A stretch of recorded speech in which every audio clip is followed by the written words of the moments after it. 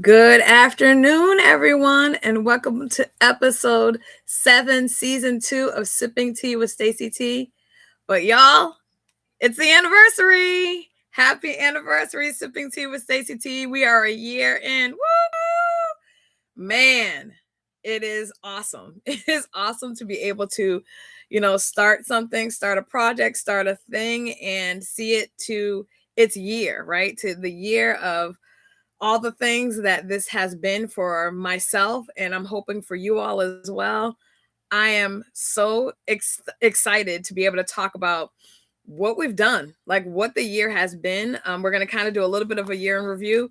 Obviously, I need to start by saying Happy Valentine's Day or Single Awareness Day, depending on how you look at it. But this is a day designated to think about love and make sure that the people that you care about, that you love, know that they are appreciated. Thank you, Kathy. Thank you, Cheryl. Thank you, Tiffany. Y'all, the dedicated three. And there are many people that do tell me they watch it after. And I'm just honestly, I didn't know. I didn't know what this was gonna be. I had no idea what this year was gonna look like for me. I didn't know what I was gonna be experiencing at the latter part of last year. But God has seen me through all the things, and I'm excited about what He has in store for me in a positive, y'all. You gotta be specific. You got you gotta be specific. One thing that I've learned is don't be leaving anything open-ended. Don't leave anything open-ended.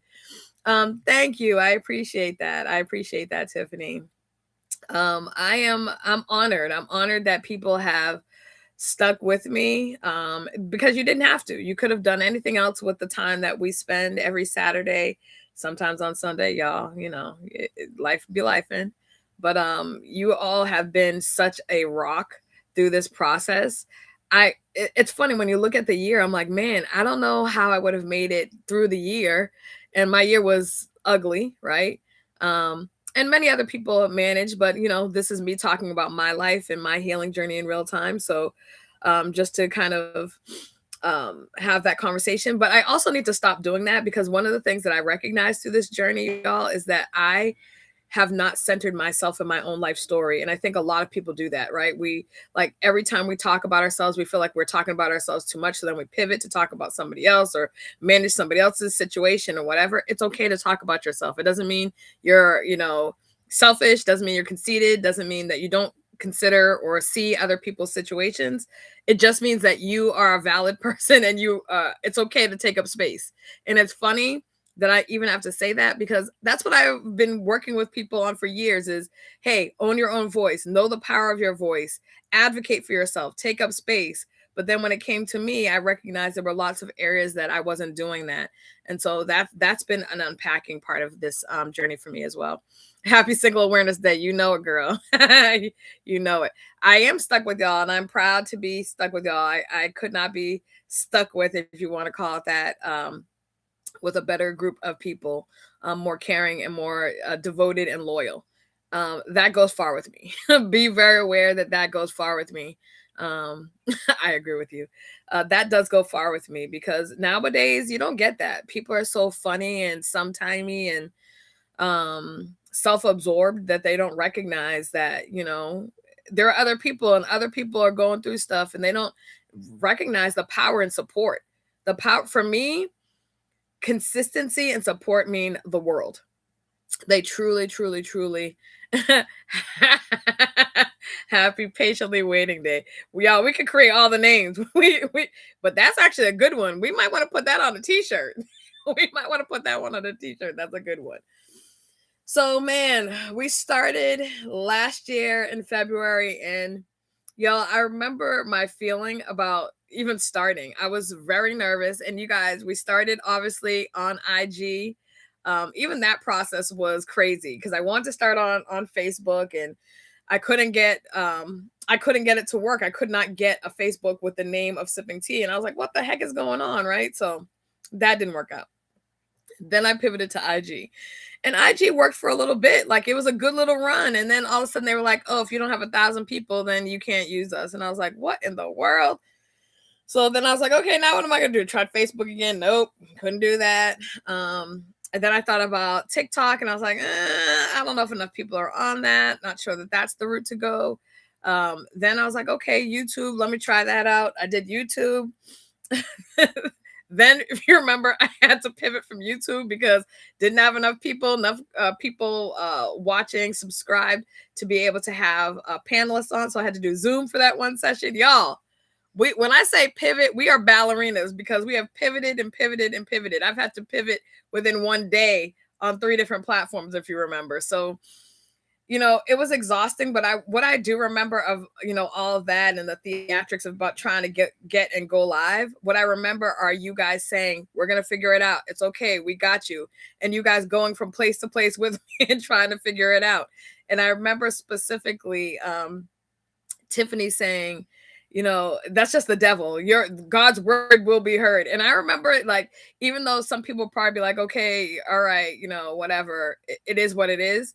That was such an encouragement. I will never forget that. And even when I've had troubleshooting issues past that time, that's been the consistent word that God's word is going to get out. So again, y'all, I appreciate you all. So, you are, if nothing else, y'all are flexible. Y'all are flexible and loyal.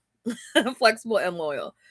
So, man, I don't know if you guys remember my first Sipping Tea episode. I talked about bringing or being your whole self. And y'all, I had no idea what the rest of the year was going to look like and how being my whole self would change so much from just me having conversations with God and me sitting in quietness. And I spent a lot of time by myself this year. And a lot of time in my thoughts, a lot of time, asking God what's going on, because this is a season that has been a very stripping year for me. The beginning of the year, I started not being an elected official for the first time, and that in 2025, not this year. So I started off the year not being an elected official, right? So I had lost my race, and I had started in January not being that. So that was the first thing that was taken. Then, a few weeks later, my job was taken, and I was like, okay. It was like 2 back-to-back hits, but I was like, okay, God, I don't understand what this is. I was really stunned, if I'm going to be entirely honest. I did not expect it. It was not something that I foreshadowed at all, right? So I was like, okay, that was a huge pivot. And then, time went on. I was able to, do a couple of things where I was able to network and consult, and that was cool. But still, I was like, nothing was really gaining traction, and I didn't understand that, y'all. And it's not me saying, oh, Stacey's the best thing since sliced bread. It's literally like, this is my background. This is what I do. I've helped a lot of people get new jobs, and a lot of people get, salaries that were connected to their background and their experience, right? So this is what I do. And I was like, okay, this is odd. This is a new space for me. So time marched on, right? And then then in the summer, my sister had some health stuff and the accident. And then the same day of the accident, I found out about my ex being engaged. Which I can laugh about now, but felt like I was kicked in the stomach at full speed the day that it happened. And since then, I've had this, have to deal with a very different level of a healing journey. I woke up today and I was thinking about, obviously I know it's Valentine's Day or Single Awareness Day, but it was the first Valentine's Day I've been single in 4 years, right? So not that I'm sitting in a space of like, oh my gosh, that type of a thing, but it really was a recognition of a changing time in my life. I thought about it at the beginning of the year, like this is the first New Year's that I've been single in a long time. But for some reason today, it really did strike me that, that season of your life ended, and now you're in a new season, and it's a season that is entirely unfamiliar, a season where I don't really get it, a season where I don't have the control that, makes people feel safe as they navigate their own lives. I don't have that.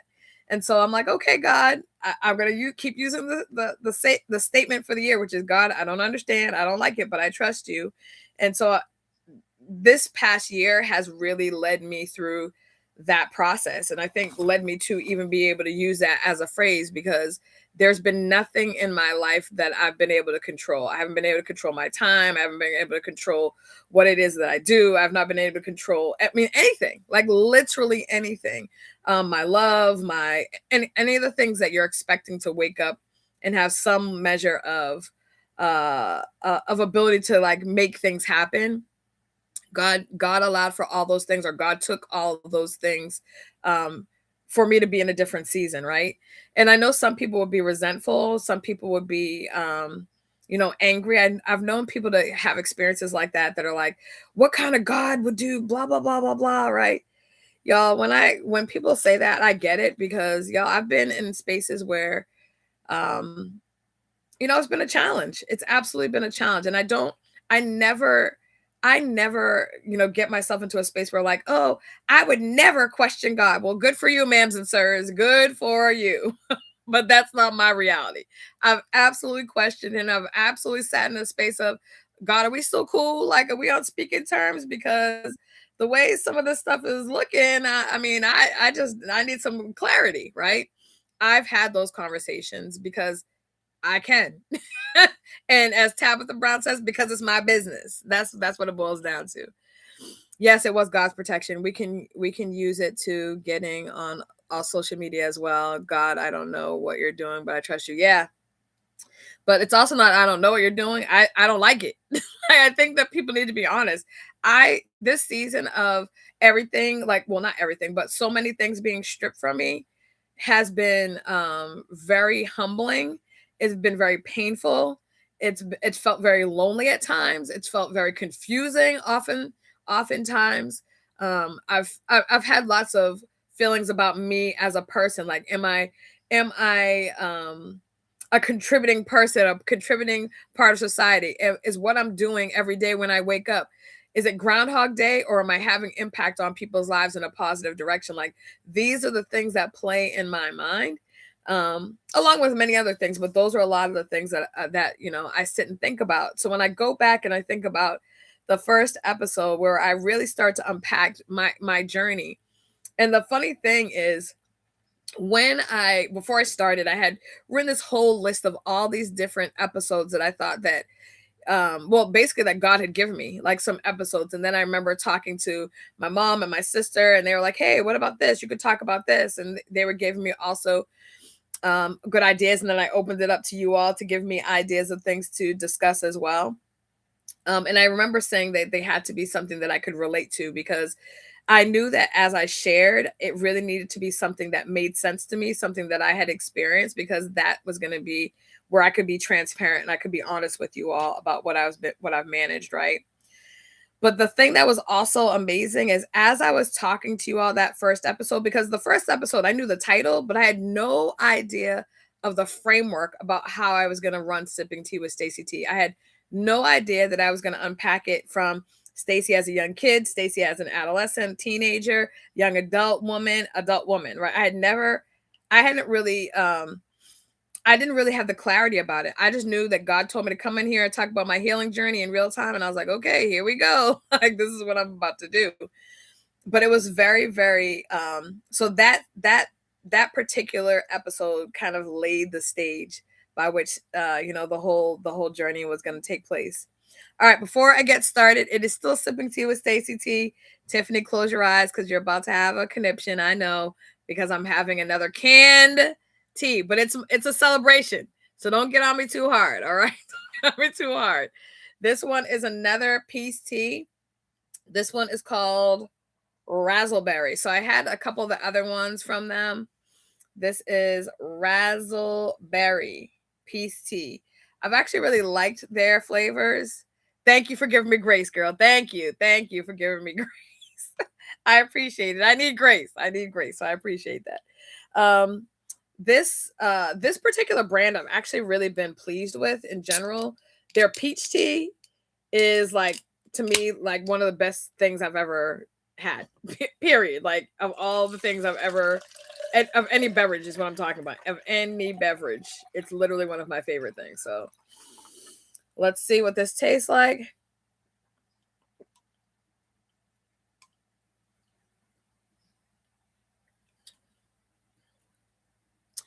So To me, this tastes like I remember I had another one by them. It was like a snowberry. I think that's what they called it. This literally, to me, y'all, tastes the exact same. Like I don't really taste much of a difference. So maybe I'm missing something, but it literally tastes like that to me. Which frame of reference? Like I'm trying to think of something. And y'all remember those blue Jolly Ranchers? That's to me what it tastes like. It tastes like a blue raspberry Jolly Rancher, but with more tea added to it. If that makes any sense. But that's what it is, y'all. It's tasty. I know that it's sugary. It's peace tea. Let me hold it up again. Peace tea, razzleberry. So again, very tasty. But yeah, it's sugar. It's sugar, y'all. All right. All right. So again, so that was the first episode that I went into, which is bringing or being my whole self. And I have to say, when I remember going over the episode, I remember one of the things that I remember most was this recognition that I don't feel like in most, or if in really in any space that I've been my whole self. I feel like when people say, "Oh, I want you to be your whole authentic self," do you really though? I feel like you want pieces and parts that you can manage, that you can manhandle, that you can control, that make you feel comfortable. But when people say, "Oh, I want you to be your whole authentic self," I think they want you to be the whole authentic self that they have said they've given a check mark to, right? And that's a real thing. I get it. People like what they can control, what they can fully understand. But the reality is what? God fully understands me. God fully understands. He understands me. He knows me. He's verified me. He has called me. He has positioned me. He's going to be the one who works on me on the areas where I know that I fall short. The hope is that the people that care about you, the people that that you encounter, the hope is that they show up in grace, much like the expectation is that they want you to show up in grace for them, right? Does that always happen? No, we know that. We know that. So that was the first episode. The second episode that I talked about was Lost and Found, which is about losing yourself in helping others. Y'all, that is such a real thing. And I find that, for many of us, it's just a life, right? It's a lifestyle. We've been raised and conditioned that the way that we are going to be productive, the way that we have value is because we're helping somebody else. It's not about what we're doing for ourselves. It's not about us just showing up in the world. It's not about us being something for us. It's nothing about that. It's literally the only way that we can show value is by doing something for someone else, sacrificing something for someone else. Y'all, that's not the truth. The value that we have been assigned was assigned to us when God decided that we needed to grace the earth. He already implanted in us our value. But the problem is that people make us feel like we have to chase after their affection, chase after their devotion, chase after, them justifying us and verifying us and deeming us worthy enough, right? That's a lifetime thing. You have it, you experience it as a kid, trying to get your parents' attention, as a kid in school, trying to get your teacher's attention, trying to get your friends' attention. There's this constant thing that we do in order, or I'll say I've done, maybe you guys didn't do this, but this constant thing that was like, if I want for people to approve of me, if I want people to say I'm good enough, I have to do all these things for them. And if I'm not doing something for them, then automatically they're going to think I don't have value, which means they don't treat me well. They don't see me. They don't care for me, right? It's all of these things, and it's exhausting, but it's also not the truth, right? It's not that you should not do things for people. That's good. That's like a good thing to do. But that alone, doing something for someone, does not create a value for you, right? That's not how this works. God died, and when he died and then decided that you should be here, he implanted seed in you, right? Purpose. That was your value, period. Anything that you do on top of that, great, that's cool, but that's not your value. So we have to sometimes, one of the things that I've learned through this healing journey is a lot of unlearning of things that I thought were what made me important, what made me special, what made me have value. because a lot of it, and it's still a process of unpacking it, because there are still moments that I'm like, man, I feel like if I'm not doing the most and doing this and doing that, if I'm just sitting here being my authentic self, if I'm sitting in a mood, if I'm just reading a book, if I'm sleeping, if I'm not enough, I should be doing something. Y'all, we can't do something all the time. And not doing something doesn't mean, because people may not see you doing something, doesn't mean you're not in prayer with God. Doesn't mean you're not communicating with him, right? Doesn't mean you're not strengthening that relationship. It means they can't see something by which to assess you by. Good for them. Good for them, right? So it's really important to make sure you're connected to God, because what I'm going to tell you is people will make you chase after something that's never going to be available to you, right? You may chase for people's affection, chase for people's energy, chase for after people's time, chase after them assessing or assessing some type of value to you that you may never get in your lifetime, because people are sometimey, right? So that's an important thing that I was able to learn, is how easily we can lose ourselves, and we can lose ourselves in relationships, right? Wanting to, stand up and do all the things and be all the things. Y'all not supposed to be all the things for anybody. Period. That's God's job. So you God or no, right? So that's an important distinction. Then chapter 3 or episode 3 was going with the flow. And if you remember that, I don't like it. I don't like going with the flow. Whose flow are we going with? Because if there's a situation where there's multiple people, then that means multiple flows, multiple ways of seeing the world, multiple ways of showing up, right? So as we're doing those things, as we're having all these experiences and, all of that, guess what? There are going to be people with differing opinions. And there's a time and a place where you concede, right? There's a time and a place where you're like, okay, fine, we're going to do it your way. But what you have to also understand is this: at no point should you always be conceding that the other person's way is the way to go. Why? Because that means you're silencing the internal version of yourself all of the time. That's not healthy. I'm going to tell you, it's the easiest way for somebody to explode. The easiest way for somebody to lose their cool, right? And then other people are like, I don't understand why Stacey lost it. She lost it because you're not considering her at any point. And it's not even their fault. It's your fault. Or it's my fault, right? Because if I'm constantly like, okay, well, all right, you want to do this? Fine. You want to do this? Fine. You want to do this? Fine. Cool, cool, cool. I'm always doing that type of thing. And then I sit back and I'm like, man, I never got to do this or this or y'all, we get one lifetime. We do not have an infinite amount of time in this lifetime, right? None of us do. We don't know how much time we have or how much time we don't have. And if you're constantly going with somebody else's flow, you're constantly conceding how you feel or things that you want to try or think all the things all the time, I'm going to tell you, it's an easy way to build resentment. But the thing that we have to remember is we have control over whether or not we do that.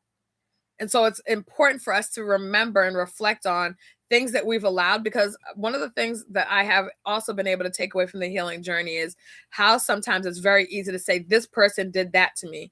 And I'm not saying that they didn't, right? I'm not negating that, because we experience people, right?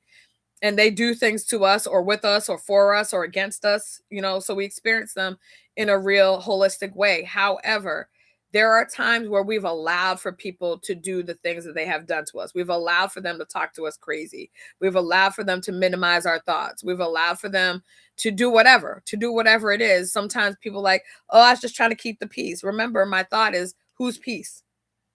Are you trying to keep their peace? Because internally, you're like a volcano, right? You're dormant right now, but guess what? A seismic shift, which means somebody doing something, somebody hurting you, somebody hurting somebody you care about, can easily make those plates of calmness shift out of alignment. And then what happens when that happens? Some gaseous air sneaks through, and now the plates are doing this. So you might have an earthquake, or they might just start doing this, and that's where the magma starts to come to the surface, right? Just gave y'all a little science lesson if you didn't remember that, right? So the reality of it is that's a lot of our experience. We sit and we sit and we sit and we just take and take and take and take until there's no taking anymore, right? So that is something to be thinking about. Are we going with somebody else's flow all the time? Then the next episode was called Being Wonder Woman. Y'all, we're not meant to be everybody's everything, period. And I get it that sometimes the positioning that we're in or the situations that we're in call for us to do a lot, right? Sometimes at the point of exhaustion, sometimes at the point of not doing for ourselves, right? So that's a very real thing. However, that being said, we have to remember that God is our source. We are not our source. And sometimes we have to say no. And no is saying no is when sometimes we are the Wonder Woman, because why? We're taking back our authority, we're taking back our time, we're taking back our peace, we're taking back the things that we've given people. And sometimes people, and this is the reality, is when you sit in that space and you show up as always the strong one, or you show up as the Wonder Woman that makes things happen, and you problem solve at a drop of a hat. You're just, okay, I can get it done. Let's get it done. Let's get it done. What happens is people stop relying on God, because they're like, I can, I'll just go to Stacey. I'll just go to Tiffany. I'll just go to Cheryl. I'll go to Kathy. I don't need to go to God for this. I'm gonna just go to one of them. Right. Because when I pray to God, look at that. They show up like that. So I'm just, God is busy. Let me just take him out of the equation. No, ma'ams and sirs. That's not how this is supposed to work. The reality is God is your source. And sometimes we put ourselves in a position to do all the things and do the most at our own detriment. And I mean, sometimes our physical, mental, spiritual detriment. That's got to stop. So that's one of the things that I unpacked this year. The next thing was calm and chaos. Y'all, whew, that one I'm still... that one is still a thing. I'm not gonna sit here and lie on that one, or as the young people say, I'm not gonna hold you, right?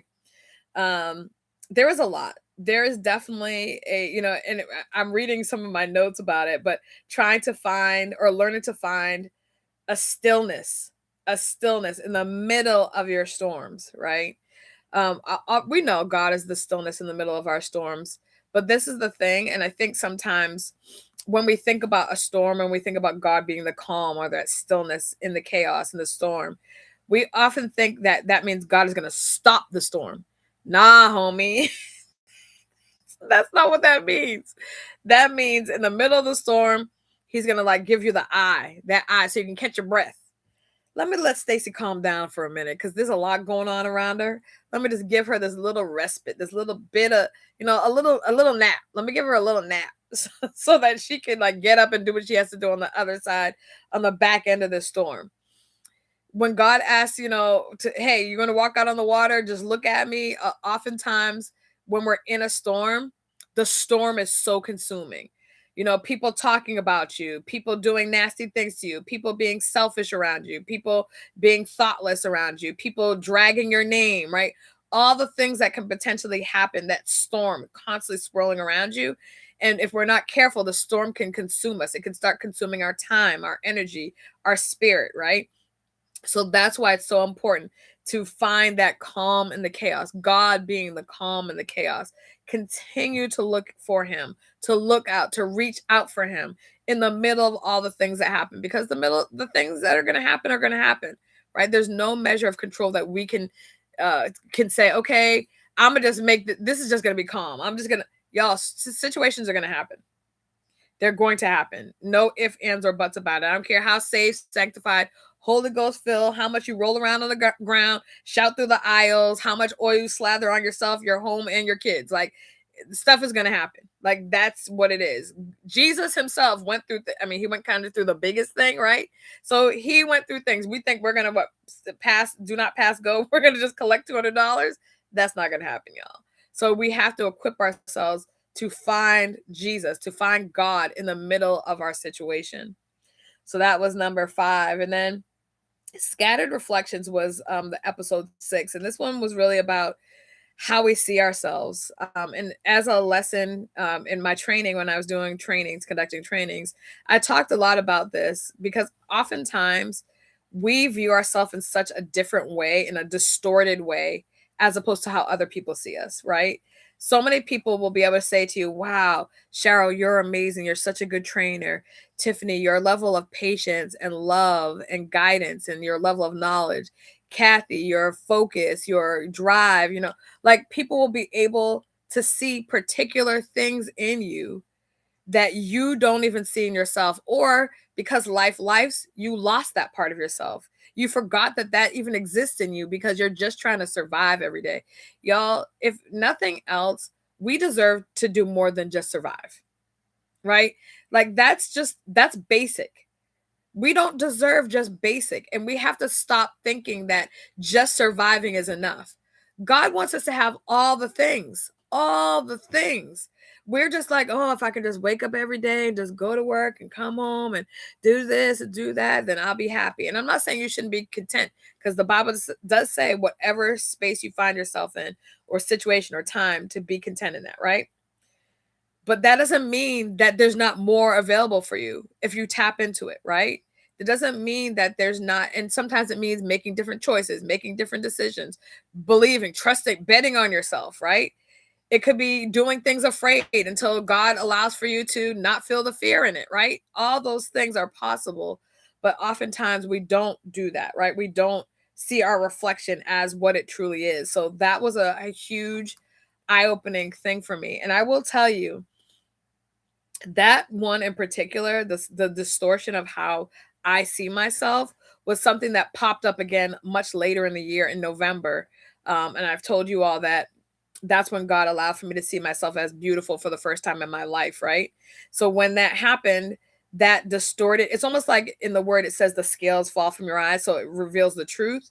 It allowed for me to see myself in a way that I had never seen myself, right? I'm not saying like, oh, Stacey's like thinking she's Naomi Campbell. Come on, like that's not what I'm saying. But I was able to see myself in a way that was not defeated or not less than, or I didn't have to like be like, oh, this part of you is pretty, this part of you is trash, and this part, like, because that when I would see myself, y'all, the dissection that I would have about my appearance was very, very real. Very, very real.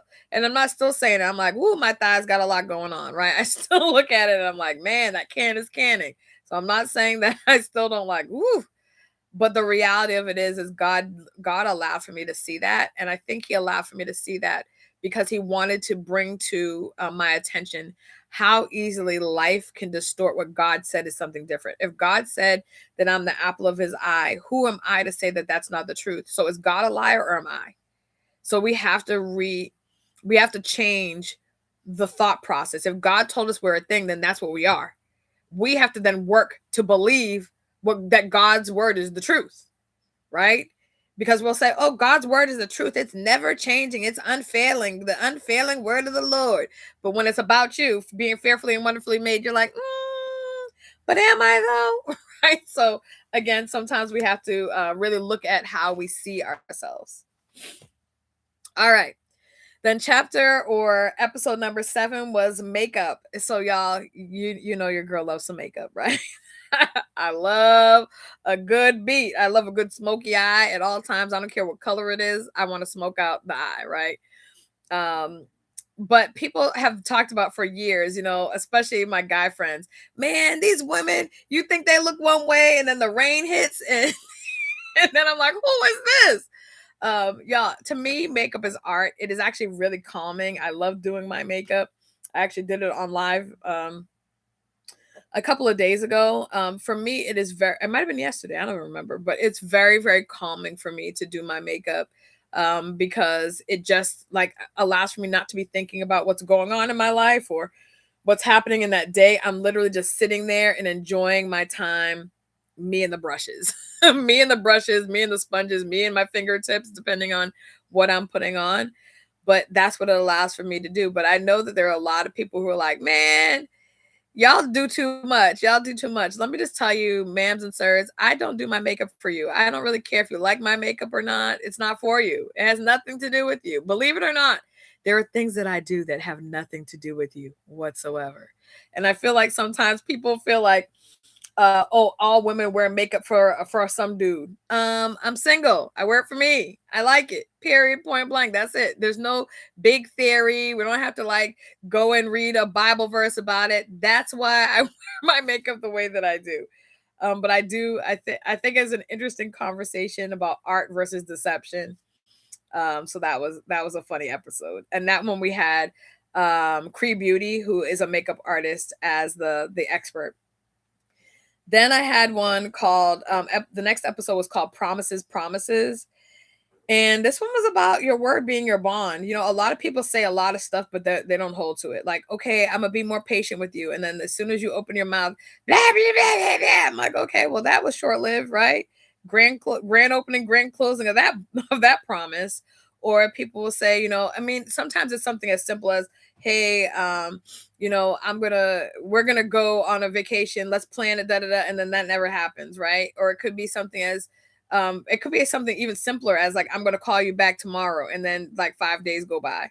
Right now, I do get that life and things happen, but at the end of the day, we have to recognize that when we're saying things and we're not holding true to them, that it does have impact. A lot of parents will say things like, I never promised my kids we're going somewhere or doing something, because if we can't do it, then the kid is devastated and they get angry.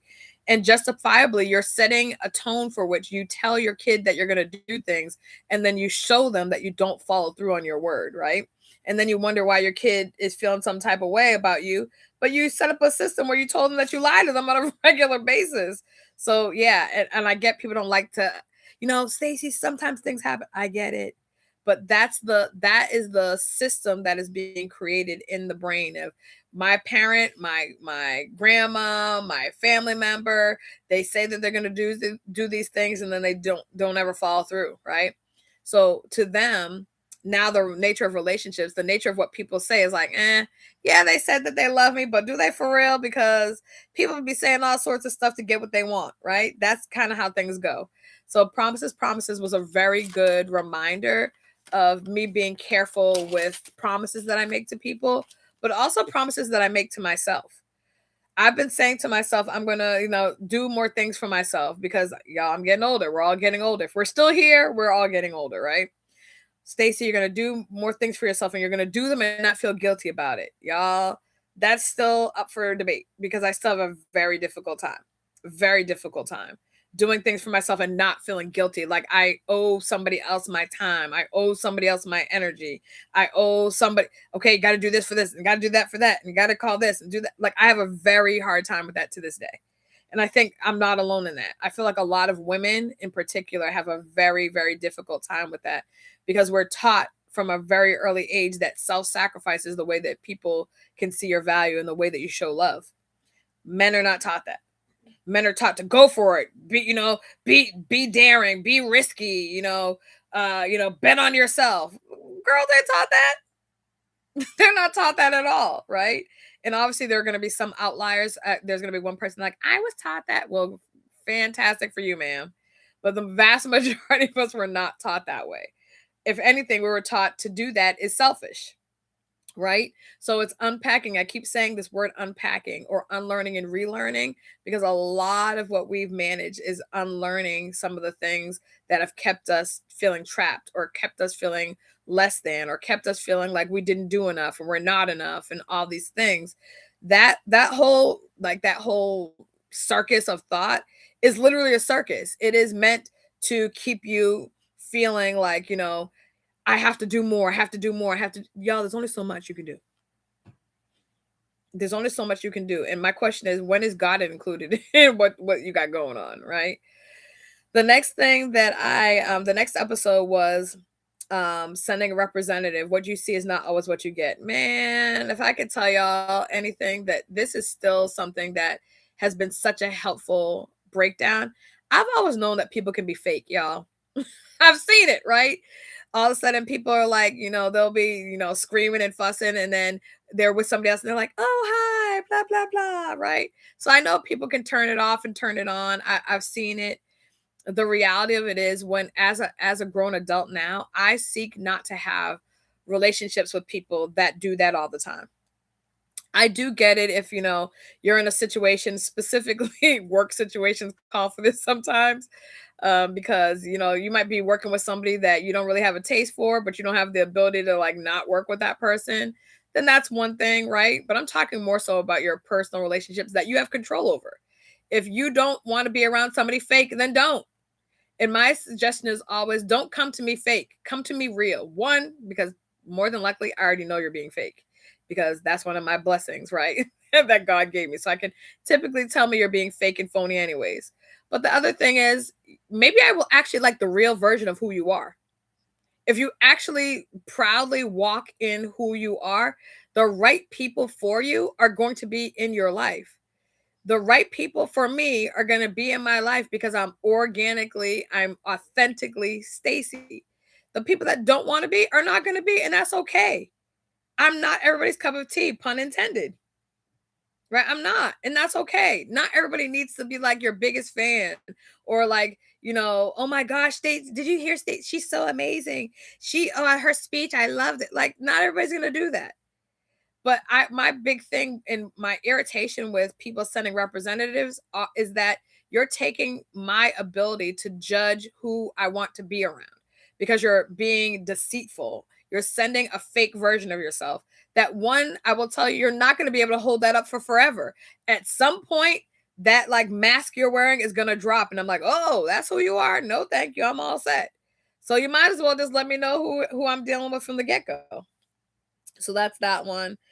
The next one, the next episode was on addiction, and I was talking about addictions of any kind, things that you just can't let go, things that kind of keep you focused on one particular thing. So it really allows for you to minimize or even cover up some of the pain, some of the trauma.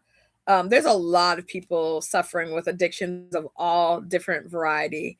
And it's interesting, however, that some addictions people are okay with, right? And some people are like, oh no, that person needs to get it together, right? So if somebody was like using, an oxy and they got addicted to that, people treat that differently than somebody who is addicted to gambling or what have you, right? So people look at people measure them, right? But the thing is that in these situations, when you have an addiction, you're replacing something that is a pain point for you.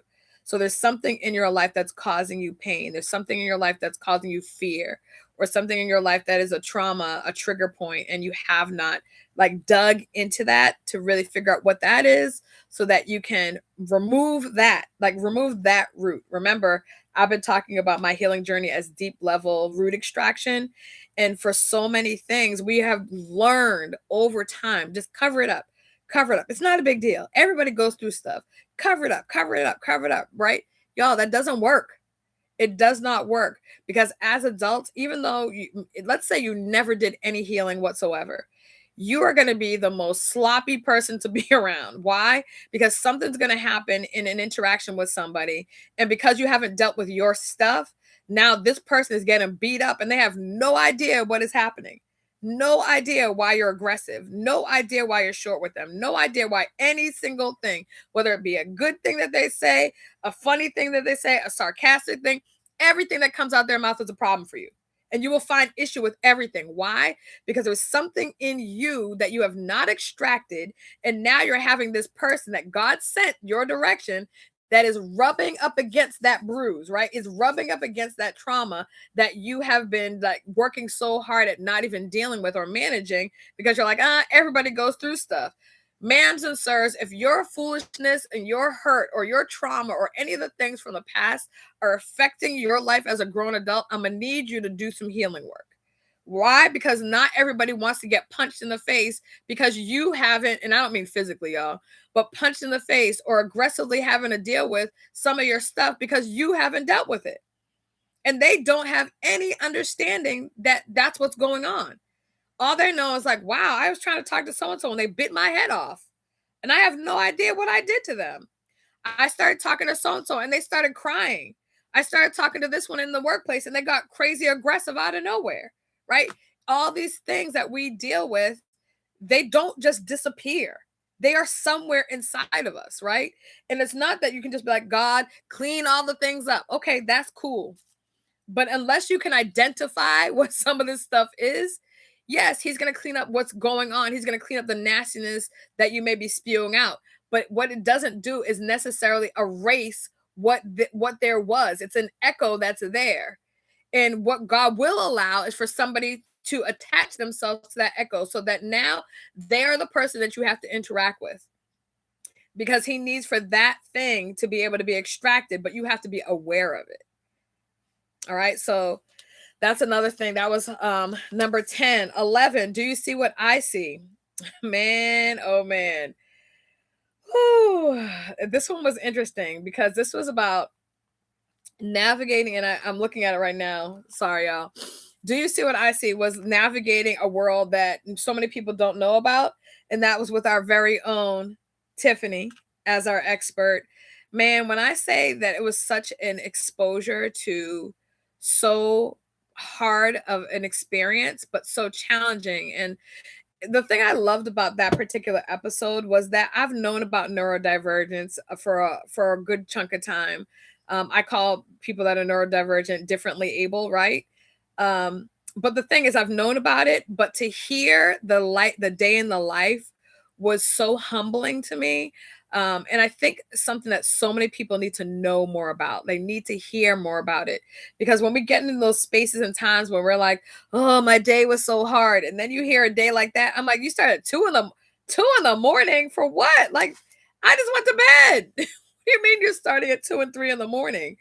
And going all day and doing this every single solitary day.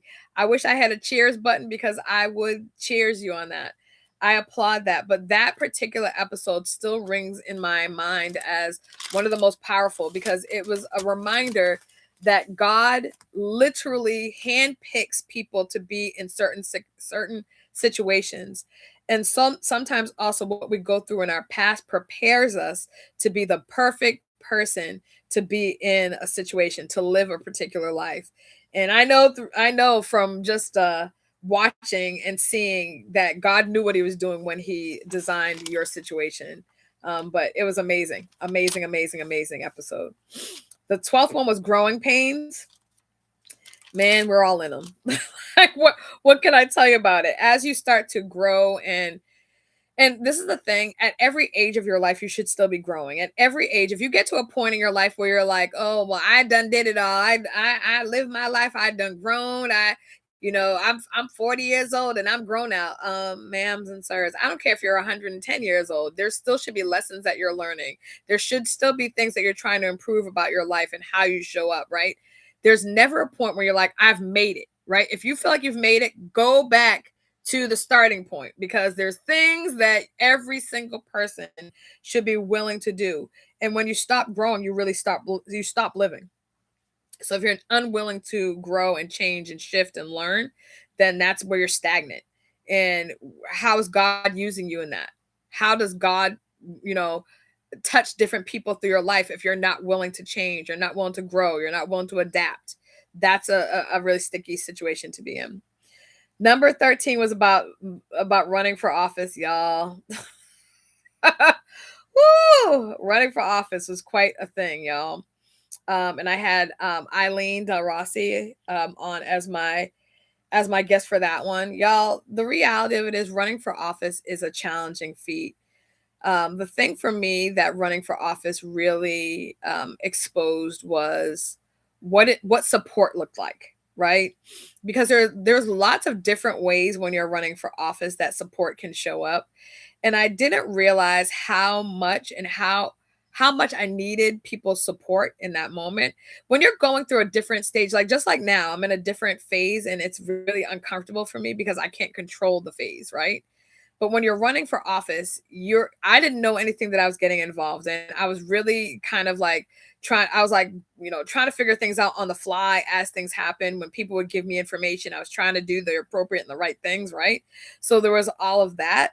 But in addition to that, there was such a lack of support that I got from people that I thought would show up for me. And I remember how deeply that hurt me. I remember, and I didn't talk about it very often because I was like, why? Like, if they want to support, they would have supported. If they want to be here for me, they would have been here for me.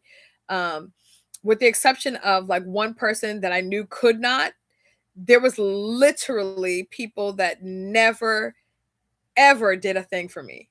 They didn't door knock, they didn't hold a sign, they didn't do visibility, they didn't they didn't come to my campaign parties, my fundraiser. I mean, nothing, right?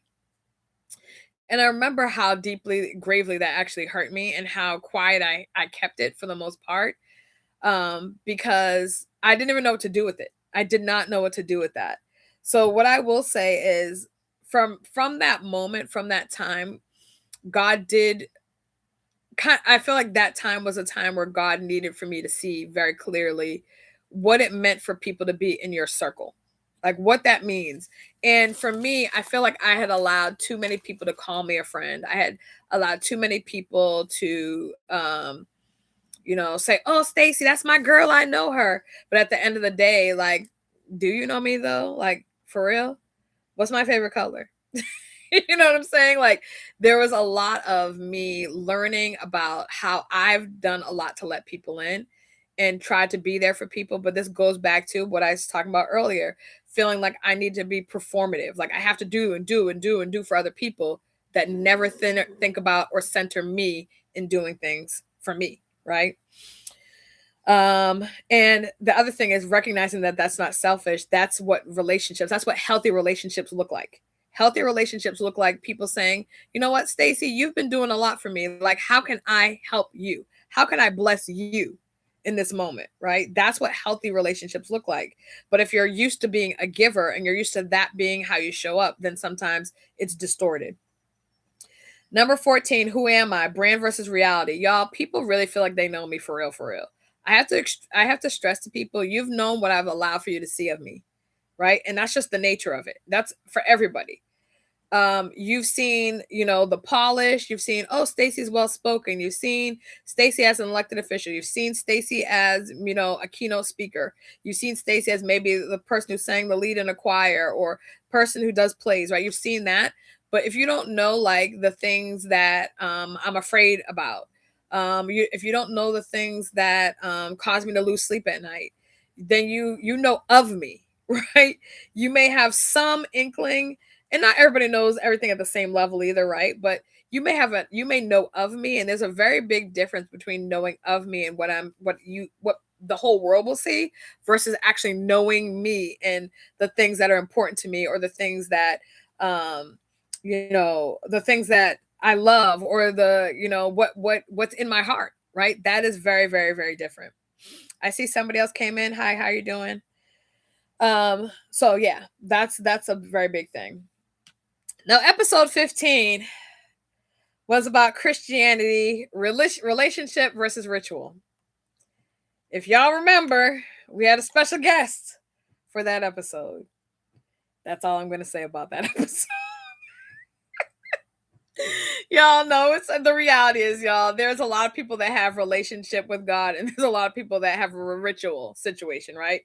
They go to church out of habit. They, can do all the things. They can go up there, they can quote scripture, they can do all the things, but when the rubber hits the road, they don't know that they need to go to God in prayer. They don't know that they need to lay on their face. They don't need to Tiffany. The reality is the reality, right? But there's a lot of people, and the funny thing about this one, ritual versus relationship, is you can emulate relationship, right? You can emulate it. If you've been in the church long enough, you know how to do all the shandas, all the, raise your hand, sit up, get down, touch the ground. You know how to be slathered and be slain in the spirit, right? You know how to do all those things out of habit, out of watching, out of observing. But relationship means when rubber hits the road, I know I can go to God in prayer. When rubber hits the road, I know where my help comes from, right? If I need to talk to somebody, I know that I can reach out to specific people. I have a group of people that cover me in prayer, that type of thing. That's when it's and when you really fear and revere God, right? That's that's relationship.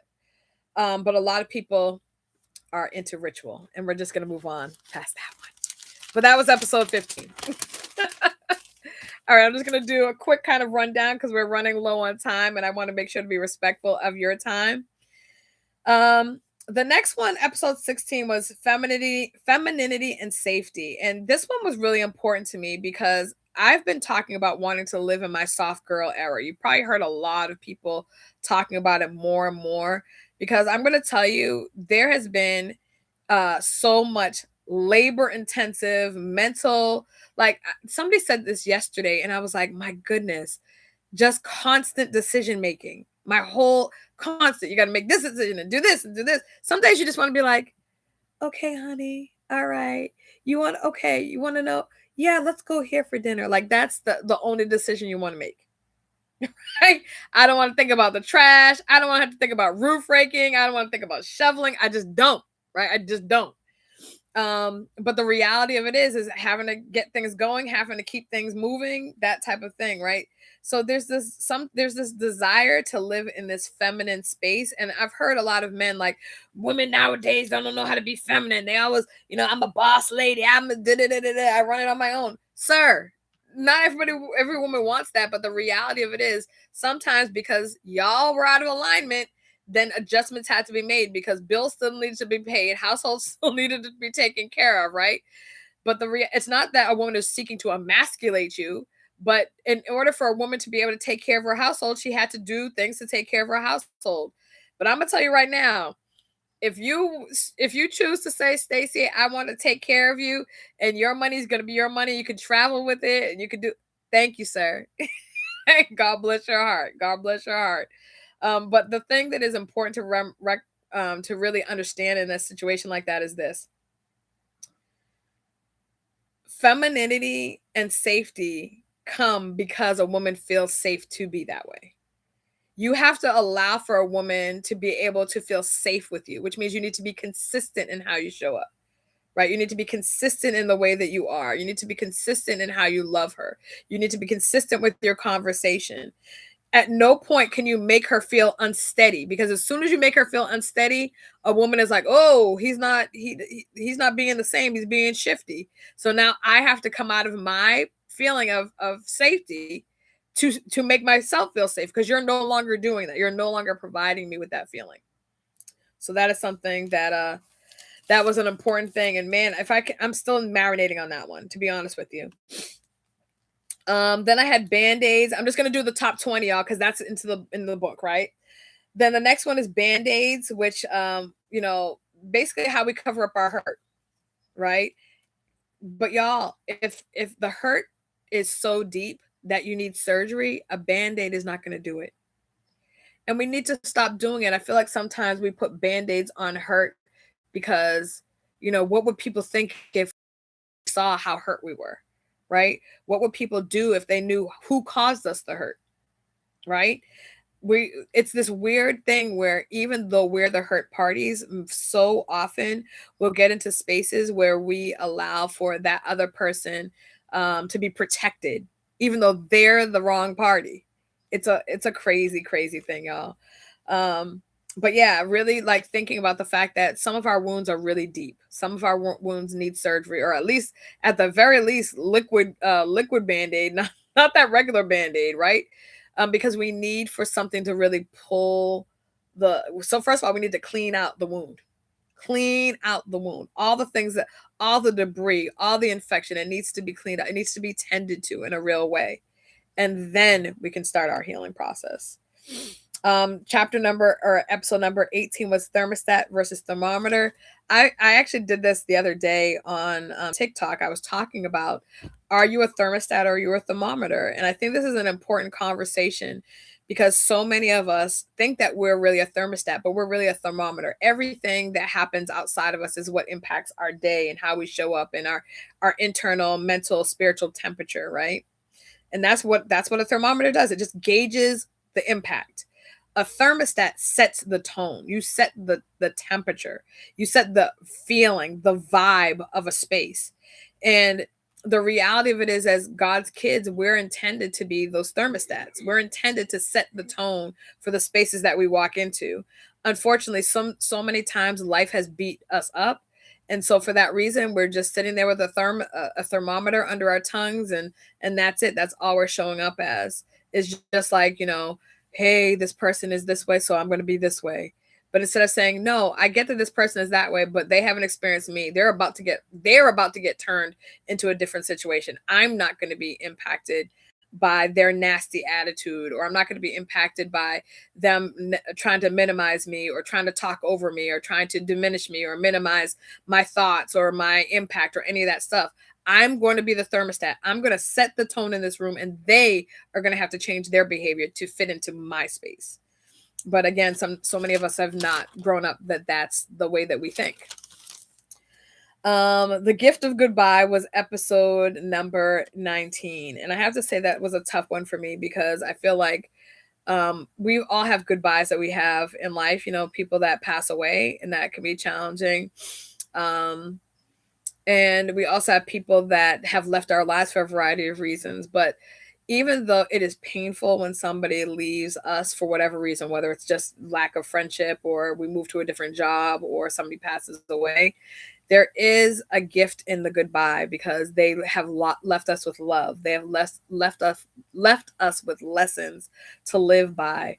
If we are willing to like really unpack what the experience of being in that person's life was like, then we can sit and recognize, man, they impacted so much about how I see the world. They were able to share with me God, and they were able to and even sometimes the negative impacts, they treated me horribly, but now I recognize that I'm not going to accept that behavior, or whatever it is, good and bad.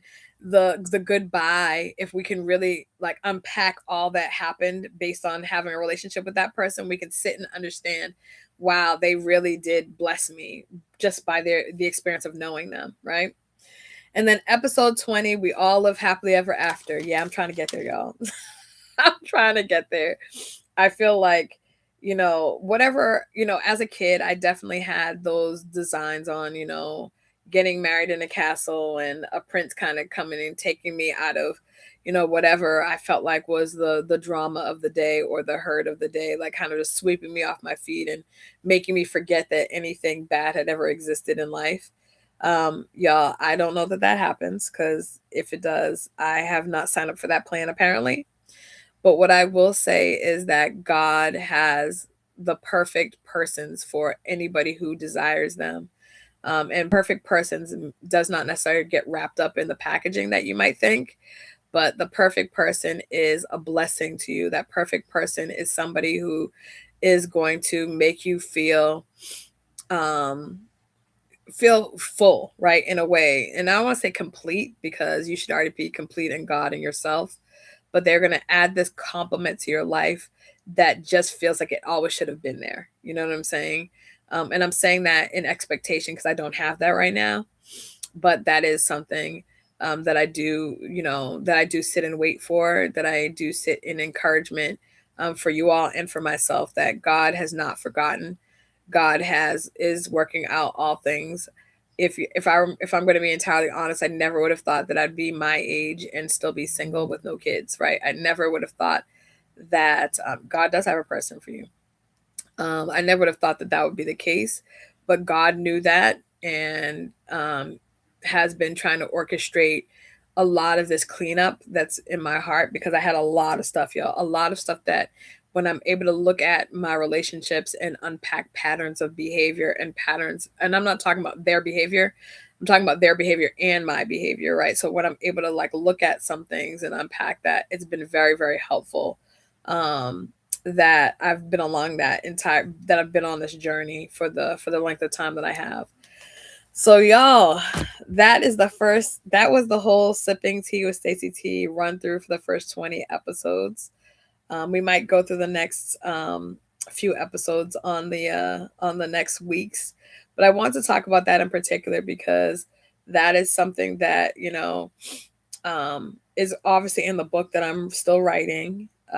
But what I will also say is the challenge that I've had in writing the book has been that has been an issue for me, because writing has always been a safe space for me, and I didn't realize how much pain can can kind of stunt your creativity, stunt your ability to write, stunt your ability for words to make sense in your brain, right? So I've sat many times and I've tried to write and it hasn't come to me. Or when I write and then I read back, I realize that I was repeating things that I wrote before. So it's been a bit of a challenge, but I'm not going to allow myself to be defeated in it, because I feel like that's the enemy's goal. Um, is to make me feel defeated in not having it done in the time frame that I thought or that anybody else thought. But I'm going to continue to persevere, because I feel like it might have been like yesterday, I felt like I turned a curve, and So I'm sitting in a space that I'm trying to be as authentic as possible and be as honest as possible.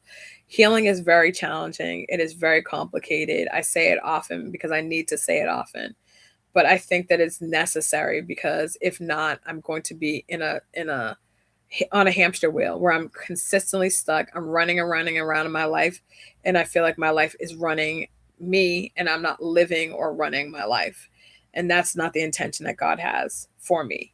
So, um do the things, write the journals, write the books, write the songs, sit in whatever space of um, creativity or outlet that you have, because it's very important to get things out of our physical body that have hurt us or that have hindered us from moving forward and from thriving, not surviving, but thriving. So, with that, I want to thank you all for being here. Man, it's a year. Happy anniversary, Sipping Tea with Tea family. Know that I fully appreciate you. Know that your support has meant the world to me, the absolute world to me. I look forward to what we have going on in this year ahead. And with that, be kind to yourself, be kind to others, and extend to yourself. And please, to me, your girl, a measure of grace. Happy Valentine's Day, Single Awareness Day, Waiting on God's Promises Day, whatever you want to call this day. And thank you. I appreciate that. And other than that, please have a fantastic, a safe, and a blessed rest of your week. And I will see you next Saturday, which is the day before my birthday, on Sipping Tea with Stacey T. Bye, y'all.